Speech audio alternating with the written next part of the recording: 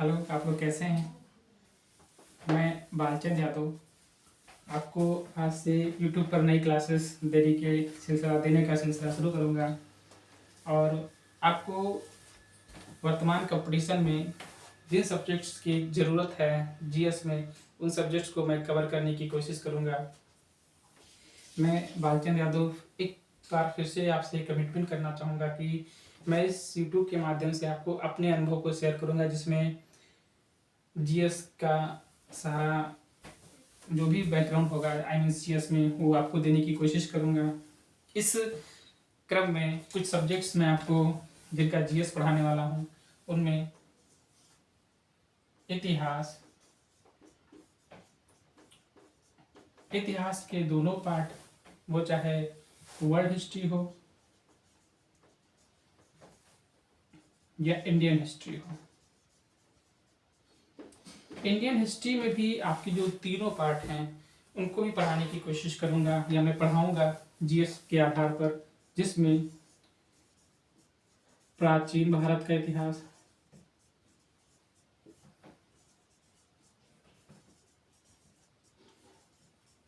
इसके अलावा मध्यकालीन भारत का इतिहास,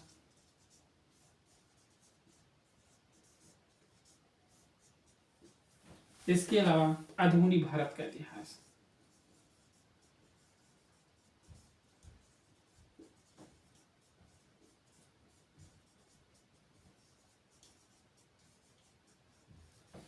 मॉडर्न हिस्ट्री के साथ अब एक नया चैप्टर आपको कुछ सिलेबस के अकॉर्डिंग पढ़ाया जाता है, जिसमें आधुनिक भारत के ही पार्ट में आपसे चाहे चौथा ऑप्शन मान लीजिए या फिर इसे आधुनिक भारत के इतिहास में ही शामिल के तौर पर रख सकते हैं। इसको राष्ट्रीय आंदोलन बोलते हैं, राष्ट्रीय भारतीय आंदोलन।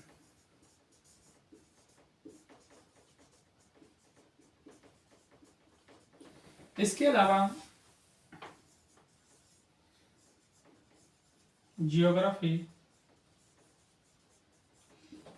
के तो वैसे 5 पार्ट हैं, 5 के आई मीन 6 पार्ट हैं, जिनमें खगोल की,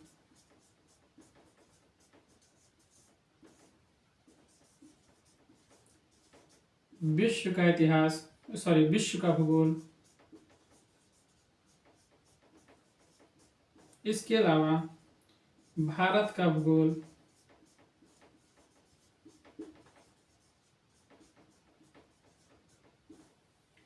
इसके अलावा जनसंख्या भूगोल, जनसंख्या भूगोल के अलावा आप इसमें मानव भूगोल पढ़ेंगे, आर्थिक भूगोल पढ़ेंगे। तो इस तरह से, लेकिन हमारे पास जीएस के क्रम में यही अभी तक 4 महत्वपूर्ण पार्ट इसके माने जाते हैं। इसके अलावा हम पॉलिटी पढ़ेंगे, यानी भारतीय राज्य व्यवस्था। इसके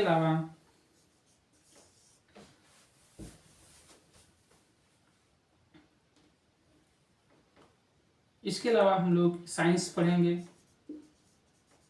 जीएस में साइंस के तीनों पार्ट, चाहे वो फिजिक्स हो या केमिस्ट्री हो या जूलॉजी हो। इसके अलावा 5वें पार्ट में ईवीएस पढ़ेंगे। ईवीएस मतलब पर्यावरण, इन्वायरमेंट। इसके अलावा कंप्यूटर पढ़ेंगे। इसके अलावा करंट अफेयर पढ़ेंगे। इनके अलावा भी कुछ और भी हैं, जैसे इकोनॉमिक्स है, इकोनॉमिक्स भी आपको पढ़ना होता है।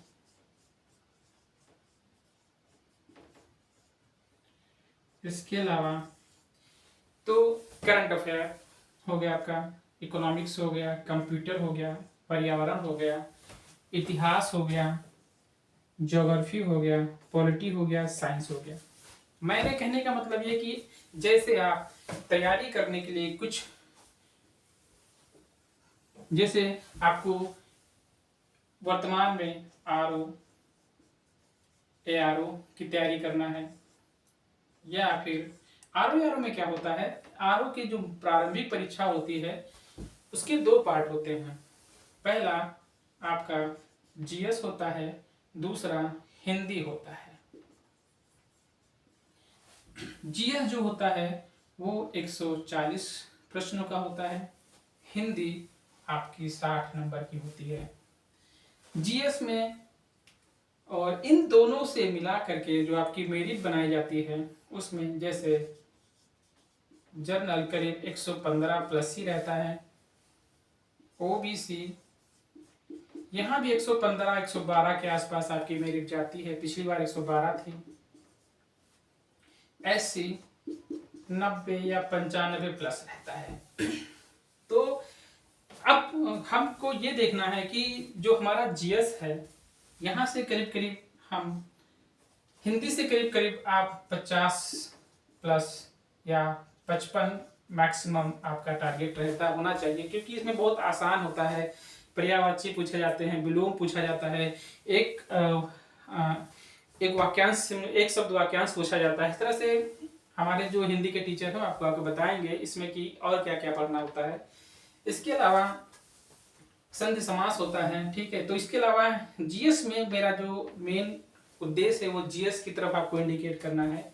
तो GS में जैसे GS 140 क्वेश्चंस का है तो उसमें इतिहास के करीब करीब, देखिए इतिहास में प्राचीन भारत के इतिहास में यहाँ से बहुत कम क्वेश्चन पूछे जाते हैं। अगर आप इतना इतिहास पढ़ेंगे तो हो सकता है आपसे एक आध क्वेश्चन पूछ ले, जैसे जैनिज्म बुद्धिज्म से पूछा गया था।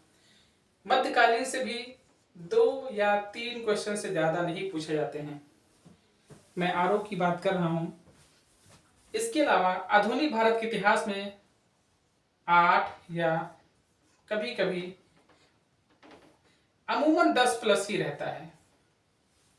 भारतीय राष्ट्रीय आंदोलन से भी 3 से 4 क्वेश्चन। इसमें होता क्या है, आधुनिक भारत का ही ये प्रश्न रूप है, तो कभी कभी होता है कि वो आधुनिक भारत का ही क्वेश्चन होता है लेकिन राष्ट्रीय आंदोलन से स्पेशली पूछ लिया जाता है। तो ऐसे प्रश्नों की संख्या 3 से 4 या 4 से 5 रहती है। इतिहास में नॉर्मली 8 से 9 या करीबन एवरेज 10, तो कुल मिला करके 1। इस तरह से खगोल की से करीब करीब 2 क्वेश्चन पूछे जाते हैं। विश्व इतिहास भूगोल से करीब करीब 2 या 3 प्रश्न पूछे जाते हैं। इंडियन ज्योग्राफी से सबसे ज्यादा 7 से 8 या 9 क्वेश्चन पूछे जाते हैं। जनसंख्या अगर नजदीक गणना हुई हो या जल्दी गणना आधार हुई हो या कोई नया डेटा करंट अफेयर से रिलेटेड आता है तभी यहाँ से एक आध क्वेश्चन आपसे पुटअप किया जाता है। पॉलिटी से करीब करीब 15 प्लस क्वेश्चन हमेशा पूछे जाते हैं RO में। साइंस से करीब करीब अमूमन औसत 8 या 10 ही रखा जाता है या 10 ही आता है। इसके अलावा EVS पर्यावरण, प्रारंभ में तो इससे ज्यादा प्रश्न नहीं पूछे जाते थे लेकिन वर्तमान में इस विषय से भी बहुत अधिक क्वेश्चन पूछे गए हैं। बहुत अधिक क्वेश्चन पूछे गए हैं, जैसे करीब करीब 10 से 12, कहीं कहीं आपसे 15 क्वेश्चन तक यहाँ से पूछे जाते हैं। कंप्यूटर से 4 या 5, करंट अफेयर 20 22 या इससे प्लस ही रहता है। इकोनॉमिक्स में 6 से 7 या 8 क्वेश्चन पूछे जाते हैं। मैं आपको सिर्फ इस तरह इस जो ये नंबर फिगर है वो इस तरह इसलिए बता रहा हूं कि कम से कम हमें ये पता होना चाहिए कि हम कहाँ तैयारी करें और किन सब्जेक्ट्स की तैयारी करें। क्यों? क्योंकि प्रत्येक व्यक्ति इन सभी सब्जेक्ट्स का परफेक्ट मास्टर नहीं हो सकता, या यूँ कह लीजिए आप संपूर्ण डेटा रॉ नहीं कर सकते हैं या संपूर्ण डेटा आप याद नहीं कर सकते हैं। इससे में उनको स्मार्ट वर्क करना है। जैसे हमें यहाँ जिस कैटेगरी में है, आप मान लीजिए हमें 115 प्रश्न सही करने हैं या हमारा टारगेट 120 का है, तो 120 में हिंदी से आप अगर 50 रख रहे हैं तो मतलब साफ है कि 50% GS आपको कवर करना है, 70 प्रश्न। 70 प्रश्न आप कैसे मैनेज करेंगे वो आपको, जैसे सबसे बड़ा टास्क करंट अफेयर, आप डेली रूटीन में पढ़ेंगे, अवेयरनेस होंगे तो करंट अफेयर से आपका क्वेश्चन सबसे मैक्सिमम पूछा जाता है। इसके अलावा इतिहास के ये दोनों भाग, आपको मैं ये नहीं कह रहा हूँ कि आप इस पे पढ़िए मत, लेकिन हाँ फोकस ज्यादा आपका यहाँ होना चाहिए और करीब करीब 10 क्वेश्चन आपको आसानी से मिल जाएंगे।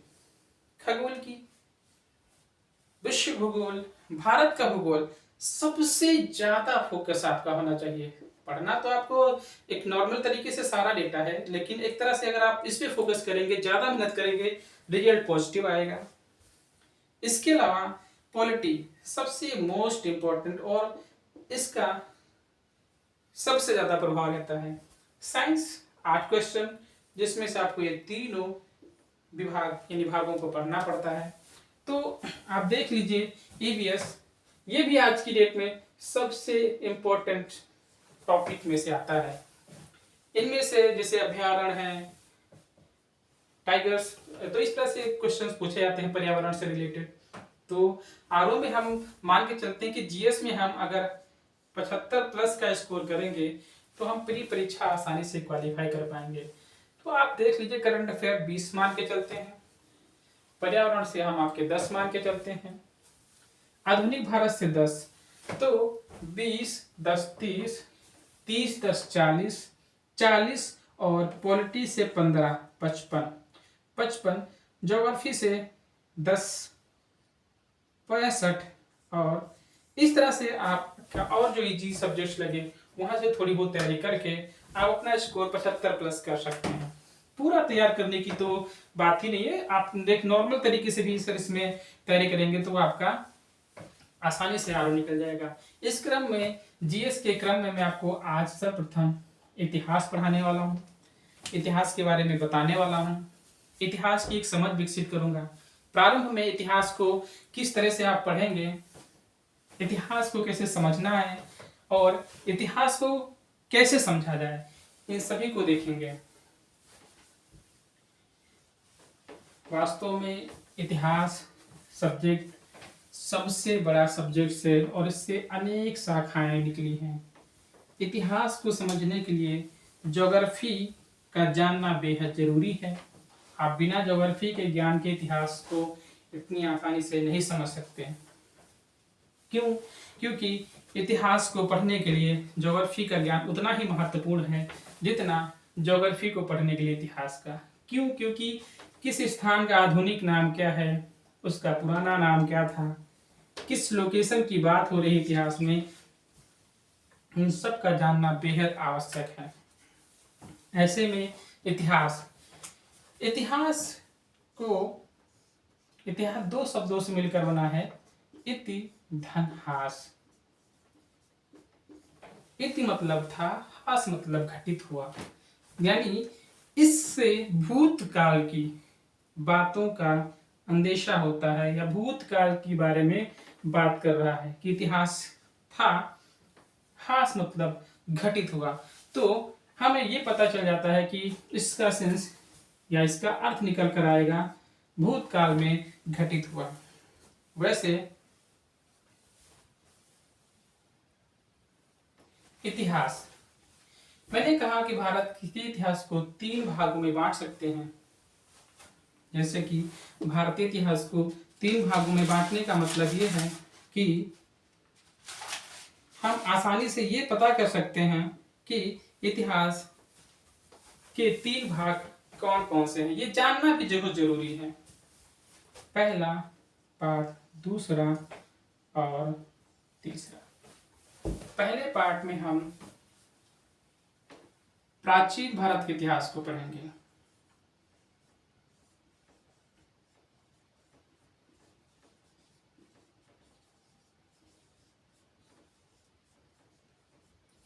यह इतिहास 10,000 बीसी से और करीब करीब 800 एडी तक के इतिहास को समेटता है। वैसे इसमें हम पाषाण काल भी पढ़ेंगे, वो आद्य ऐतिहासिक काल की बात होगी, या यूँ समझ लीजिए हम प्राचीन भारत के इतिहास में और भी बहुत सी चीजें पाषाण को भी पढ़ेंगे, लेकिन मैं कोशिश करूंगा कि आपको उस स्तर से पढ़ाऊं जहां पर आपका जीएस सारा कंप्लीट हो जाए। दूसरा, मध्यकालीन।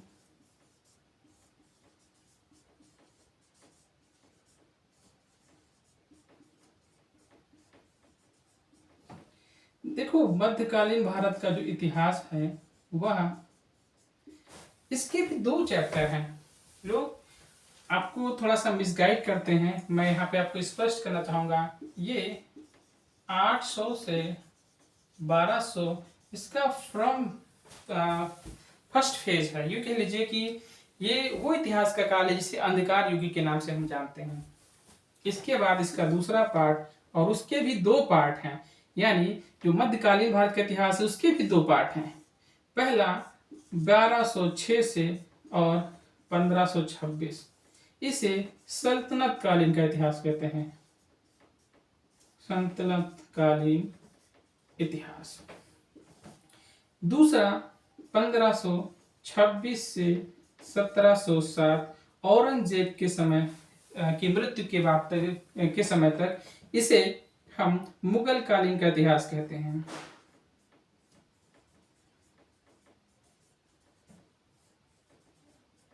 मुगल कालीन का इतिहास। ये समय आपके 2, इसमें आप हर्ष के बाद पढ़ेंगे, यहाँ हर्ष तक पढ़ेंगे। इसके बाद में जो समय आता है वो अंधकार का युग माना जाता है। तीसरे फेज में हम आधुनिक भारत के इतिहास को पढ़ेंगे। आधुनिक भारत का इतिहास यानी मॉडर्न।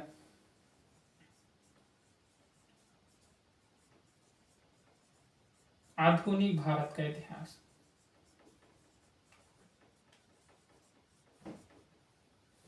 आधुनिक भारत के इतिहास में आप देख लीजिए, ये प्रारंभ इसका जो है वो 1757 या 1764 प्लासी के युद्ध या बक्सर के युद्ध से माना जाता है, और 1947 तक रहता है। कहीं कहीं पुस्तकों में 1857 की क्रांति से और 1947 के समय तक मानते हैं। ये भी तो इतिहास को इतना पैनिक तरीके से समझने की आवश्यकता नहीं है। मैंने कहा कि ये फेज आपके लिए बहुत ही महत्वपूर्ण है परीक्षा की दृष्टि से। ये उतना ही इम्पोर्टेंट है जितना कि आने वाली परीक्षाओं में आपके लिए प्रत्येक जीएस। तो इसमें जैसे इतिहास इंग्लिश शब्द, इतिहास को इंग्लिश में हिस्ट्री कहते हैं। ठीक है, आइए बात कर लेते हैं 2 मिनट के लिए।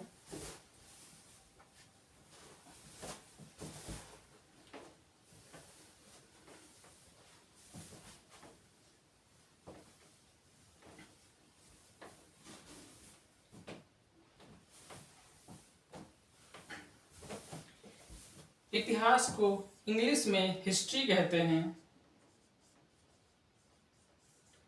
हिस्ट्री यह इंग्लिश भाषा का शब्द है।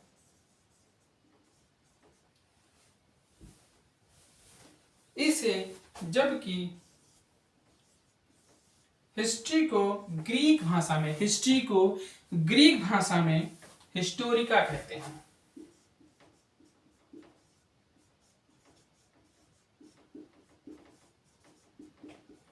हिस्टोरिका कहते हैं ग्रीक भाषा में।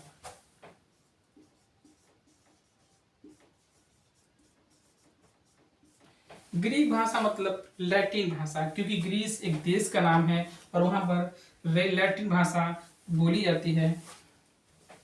इतिहास में, अब इतिहास को सबसे नॉर्मल तरीके से देखिए, मैं आपको ये इतना बेसिक इसलिए बता रहा हूँ ताकि आपको ये बिल्कुल दिक्कत ना रहे कि हमें आने वाली चीजों में कुछ चीजें पता नहीं है। ठीक है, क्यों? क्योंकि जो इतिहास है, क्योंकि जो इतिहास है,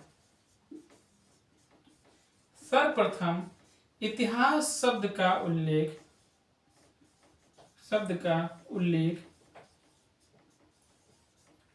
अथर्ववेद के उपवेद के रूप में जाना गया। यानी इतिहास शब्द का सर्वप्रथम भारत में उल्लेख अथर्ववेद में हुआ। अथर्ववेद में के उपवेद के रूप में इसे जाना जाता है। कुछ समय के लिए आप इतिहास कितना इम्पोर्टेंट है ये आप हेरोडोटस से, इतिहास के जो पिता हैं, ठीक है, उनसे आप समझ सकते हैं कि किस तरह से इतिहास के। इसके अलावा कौटिल्य ने भी कहा कि राजा को कुछ समय अपना इतिहास सुनने में, श्रवण करने में बिताना चाहिए। तो इतिहास बहुत ही महत्वपूर्ण है, ठीक है। इसलिए if हम जो है इतिहास को इस तरह से देखेंगे, ठीक है। हाँ, मैं आपको इस शॉर्ट वीडियो के पहले नेक्स्ट में सिर्फ ये समझाने की कोशिश की है कि किस तरह से इतिहास में पढ़ना है। जैसे कि इतिहास में क्या पढ़ना है, इतिहास में पढ़ने के साथ साथ हमें डायरेक्ट इतिहास के चैप्टर से ना ही पढ़ना है और ना ही उसे वहां से समझना है। क्यों? क्योंकि पहले हम ये जानेंगे कि किस तरह से पृथ्वी पर मनुष्य का उद्भव हुआ, और ये हमें ज्योग्राफी के पार्ट से मिलेगा कि किस तरह से पृथ्वी पर मानव की उत्पत्ति हुई, किस तरह से उसका विकास हुआ, फिर उस विकास के क्रम में किस तरह से मानव ने अपना विकास करके और इस स्तर तक पहुंचा, किस तरह से जैसे कि हम महाकल्प पढ़ेंगे थोड़ा सा हिस्ट्री के बेस से। महाकल्प बहुत ज़्यादा जीएस बेस पर नहीं पढ़ेंगे, सिर्फ उसमें हम इतना पढ़ेंगे कि किस तरह से हमारे लिए हिस्ट्री में यानी इतिहास में वो उपयोगी है। तो हम वहाँ प्री प्रोटोजाइक से पढ़ेंगे, और फिर उसके बाद में हम पैलियोजोइक के बाद में फिर मेसोजोइक, सिनोजोइक, ये सब हम पढ़ेंगे। उसमें से जैसे कि हम ये पढ़ेंगे कि किस तरह से 4 कल्प थे, महाकल्प थे, 4 महाकल्पों के बाद, ठीक है, यानी 4 महाकल्प थे। उसके बाद में किस तरह से, सॉरी थोड़ी सी गलती हो गई है, 5 महाकल्प थे, ठीक है, उसमें 4 युग थे, उसमें 18 शक थे। इन शकों के माध्यम से हम ये पढ़ेंगे, जैसे आपके आर्कियन शक, फिर प्री कैम्बियन शक, फिर कैम्बियन शक, फिर उसके बाद में ओडोविशियन के बाद सेल्यूरियन के बाद में। तो इस तरह से उनका क्रम पढ़ते जाएंगे, किस शक में किस चीज का विकास हुआ, उभयचरों की उत्पत्ति कब हुई, उभयचरों का विकास कब हुआ, ठीक है, मत्स्य युग कब माना गया, ठीक है, किस तरह से अमेरिका ओडोविशियन काल में आधा डूब गया, ठीक है, पर्मियन काल, फिर कार्बोनिफेरस में किस तरह से कोयलों का निर्माण हुआ, बड़े बड़े 100 फीट के जो पेड़ थे, ठीक है, वो इस युग में गिर जाते हैं, गिरने के बाद में पृथ्वी में दफन हो जाते हैं। फिर हमें कोयला जो आज मिल रहा है ये इसी समय का है, ठीक है, हाइड्रोकार्बन्स जो हमें मिल रहे हैं वो इसी समय का है। तो इस क्रम में हम पढ़ते जाएंगे, फिर ट्रियासिक, जुरासिक, फिर इसमें हम क्रम में आएंगे और जब हम प्लायोसीन काल में पहुंचेंगे जीएस के आधार पे, तब हम पृथ्वी पर मानव की उत्पत्ति और उसका विकास क्रम में पढ़ेंगे। फिर हम पढ़ेंगे किस तरह से रामापिथेकस मानव। तो ये हम आपको एक नए वीडियो में, और कोशिश करूंगा कि जस्ट अभी या कल आपके यूट्यूब पर इसे अपलोड कर दूंगा। और मैं आपसे आशा करता हूं कि ये पहला चैप्टर था, इस पर बहुत ज़्यादा आपको ध्यान नहीं देना है, इसमें सिर्फ ये समझना है कि मेरे द्वारा कि कौन चीज़ हमें पढ़नी है आरओ के हिसाब से या फिर अन्य परीक्षाएं। वैसे मेरे जो टारगेट बेस में हैं वो आरओ, एआरओ और टीजीटी, पीजीटी, यही मैं आपके टारगेट में इन सब्जेक्टों को, ठीक है, देने की कोशिश करूंगा। टीजीटी मैंने आपको नहीं बताया था, मैं आपसे चाहूंगा कि आप सिर्फ 2 मिनट का समय देंगे। टीजीटी में 62 प्लस 1 यानी टोटल 125 क्वेश्चंस आते हैं। टीजीटी में 8 वर्ग में 4 विषय आते हैं, यानी टीजीटी सामाजिक विज्ञान में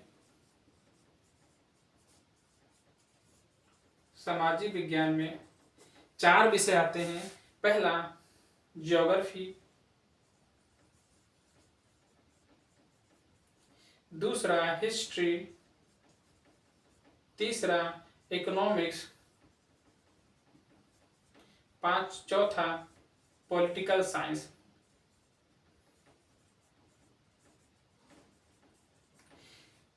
एक 125 का होता है टीजीटी, अर्थात 62 प्रश्नों के सेट आते हैं, जिसमें से आपको किन्हीं 2 सेट के उत्तर देने होते हैं।